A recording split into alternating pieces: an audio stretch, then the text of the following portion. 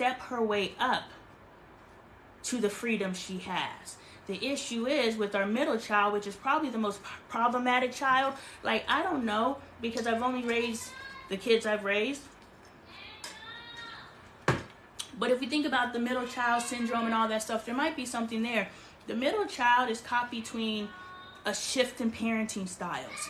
So you're going from the strict, stair step to freedom's parent to now I got this middle child, and I'm kind of relaxing on my parenting style because I'm understanding that you don't have to be that strict in order to raise a child. We are that strict with our first child because we absolutely don't know what we're doing. We don't want to mess this up. We don't want to be our parents. We don't. And so we are raising our first children in fear. Our second child, we have released that fear, which means we have ascended, and now we can say, okay, I understand that, because look, we don't control everything, right? We don't control anything, but we don't control everything, right? So sometimes those things that we said absolutely cannot happen, or I'm going to be a failure as a parent, they happen, and then we realize, oh, it can happen and it be okay. That's like I said in my journal, or I said in my book. They're not journals. When I said in my book, or I said on a video, I was like, grandmama's recipe has to be 4 pinches. 4 pinches. Not 3, 4. Not 5, 4 in order for it to be perfect. Anything different is going to be disgusting. Family swore by that for generations. Until Aunt Pam accidentally only put 3 scoops. And she's like, fuck, I forgot. But then Pam tasted and she's like, yo, this is actually better. So she serves it to the family, but she doesn't tell anybody she accidentally put 3 scoops in. She's like, oh my God, everybody's gonna know that I messed up mama, however many generations back, I messed up grandma's recipe. I'm in trouble. But everybody's eating and they're actually complimenting, oh my God, it tastes so good this year. Oh my God, grandma must have came from the grave, and so then we realize, just because it's always been done a certain way doesn't mean it always has to be that way. The possibilities in life are endless. And I don't remember why I made that point, but that was a good point too. But we have to keep changing and evolving and believing that something different is possible for us and our children. We cannot, raising our children. And so, we raise our first children in fear, and, we instill all of our fears of failure into our children, and we wonder why our children have so much fucking anxiety. That's why the firstborn have so much anxiety. It's because the parents transfer energy. We're all energy. The parents transfer their nervous energy into their firstborn, and now their firstborn has their same anxiety. And then the secondborn, they realize, okay, boom, that's where we were, that sometimes some variations can be made and still be successful, i.e., when I become a parent, I'm going to be this parent. And then when you get married and you are constantly fighting, you're not fighting because you can't agree on a parenting style. You're fighting because when I have children, I'm going to raise my children this way. So you are fighting against your identity. Do you understand? It is not that this person will not bend because if they don't want to align with your parenting style. This person will not bend because you are coming against the person that I said that I would be when I'm married. You are coming against the person I said that I would be when I'm a parent and everything, because nobody's really having these conversations because, hey, shorty, you doing too much. And then when a man finally gets in the mentality of, okay, I'm ready to marry her, now he puts on his I'm in charge pants, but you ain't even ran your life. Let's keep it G. Your life started improving when you met the woman. And if you're with the woman and your life didn't start improving, you're with the wrong woman. Our spouse, boom, boom, boom, gender it how you want to. But I'm speaking from my perspective. Break it down and compute it in your head. Everybody keeps trying to change me.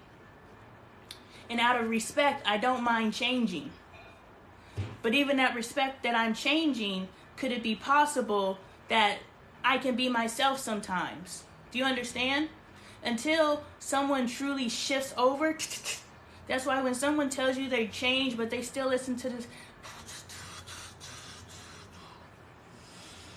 circumstances, everything is circumstances. But if someone tells you they change in a specific area, but they still manifest behaviors, they may not say things, but they still manifest the behaviors associated with that. What I want to say is, a parallel that I made was, I just want to you. Got a husband that love you. I don't need you all in mine. That used to be my jam in my 20s. I would be up in the buzz, like I would even beep the words out. Yes, I would be up in the buzz, getting it popping to that song. And now when I hear that song, I'm like, my God, turn it off. And so I've evolved and shifted to a space where I cannot tolerate what I once tolerated. So if a person is capable, or if a person has said that they changed in that specific area, I think look, if you have a radar, I just met my sis. Hold that. I do want to come back to that, but if you just watch someone, they'll tell you who they are, is my point.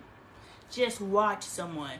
And if they said that they changed, the behaviors that you identified, thank you for helping me tie this down a little bit further. The behaviors that you have identified associated with that behavior, that specific behavior, and you've been watching this person not to catch the behavior, but to catch the manifestation of the behavior. That is what you're watching for. Because they're going to move the behavior around if they have not changed. The energy of the behavior is still there. And you know that because you're watching the manifestation of that behavior. And that's how you know if someone changed.